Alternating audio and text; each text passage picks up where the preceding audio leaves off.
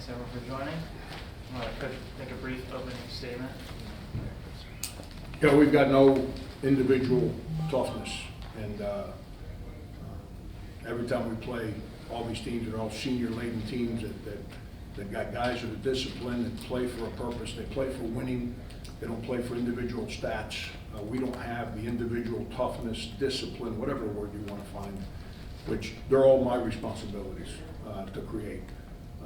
But we don't have it right now. So until we don't figure out a way to grow there, we continue to be a layup machine for the other team, unwilling to give the effort on rotations to get to the ball. We're going to continue to lose when we play good teams. Were you trying the zone, the press, just to find something that worked? I went to zone because I had 9 guys with 4 fouls. And I didn't like the energy of our subs today.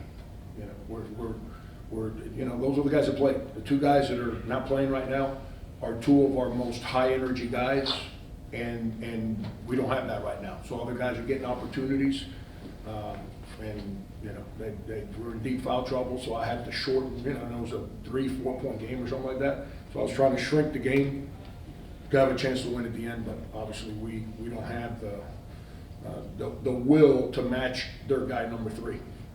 You know, their guy number 3 with the game in the balance made every play. We don't have that individual will to do the same things that kid did.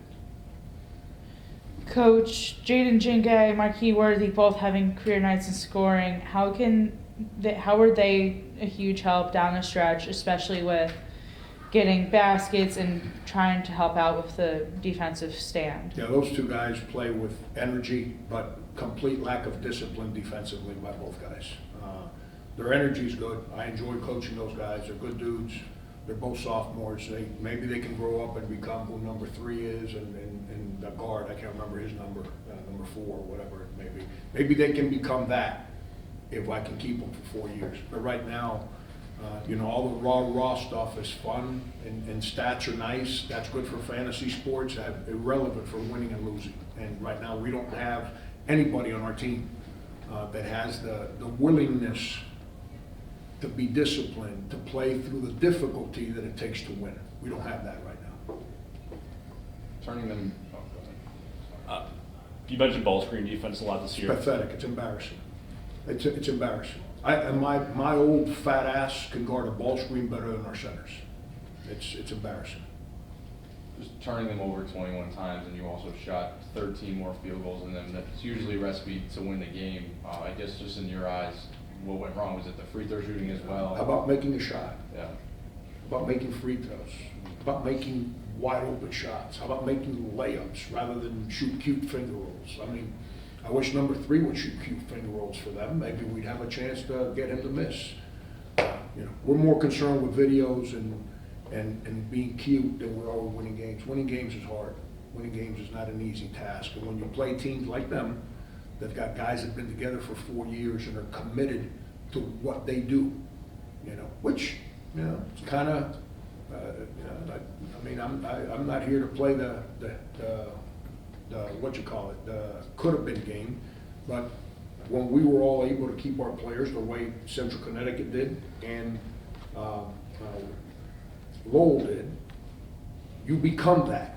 Right now, this is a smorgasbord. It's a potpourri of nonsense, what we deal with right now on a daily basis. But I signed up for the job. I ain't trying to deflect blame. I've got to figure this one out. What do you think contributed to Curry's struggles in the second half? Them, 5th-year senior guard, you know, guys got in foul trouble, so his minutes went down some. You know, the 5th-year senior guard forced him to his right hand as much as he could. He's not as aggressive going right. I mean, you know, that's credit to them. You know, and then our guys just didn't convert plays. So if you don't convert plays, then you can put more than one body on him, which makes it really hard for him to drive the basketball. So, you know, we gotta. I'm tired of watching film. We pass the ball, we caught, we're open, we take wide open shots, and we miss layups, we miss open threes. We just miss free throws, miss. It's a deflating way to play. I guess focusing on the guards defense, what do they need to do better to not be playing from behind as much? And maybe keep the ball in front of them. I mean, you know, it's, when you're a guard, the way the game's played today, they're coming to ball screen you. If you try to run around the ball screen, you are a bad defender. You got can you imagine playing football and the linebacker, you don't think that when he plugs that hole and that running back's coming, you don't think they're going to block him?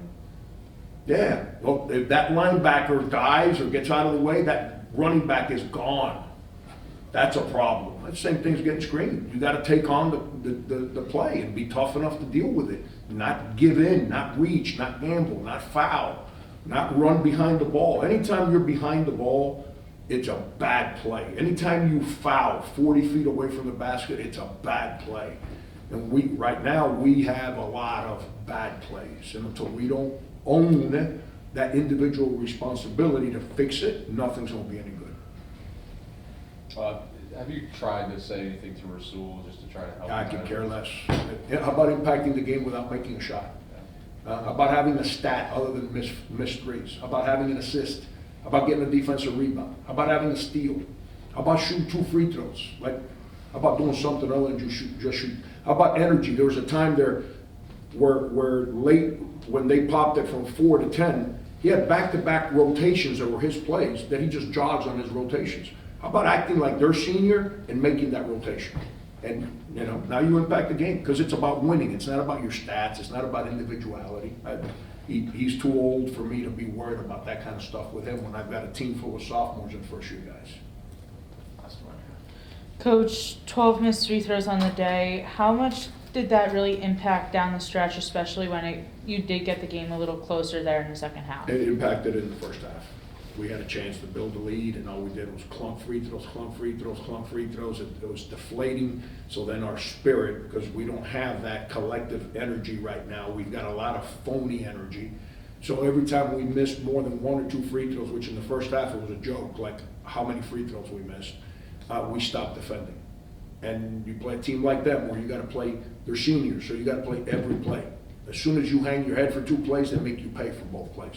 And then they built a lead, so we were playing uphill the rest of the game. We would have made free throws in the first half, maybe we'd play with a lead. Maybe then our spirit, as we search for confidence, maybe our spirit would have been more committed to us rather than individual mistakes or individual lack of discipline. But again, we got a break right now. We've had game. We play a lot of senior-led teams. We got to utilize this next 10 days to really refocus ourselves on who we are. That's my job. That's not their job. It's my job. When teams play with no discipline, it's not on them. It's on me. I'm the adult in the room. They're the young people in the room. Young people do whatever the adults allow. There's a friend of mine that says, if you don't coach it, that's what they're going to do. Well, right now, I'm not doing a very good job of coaching our team.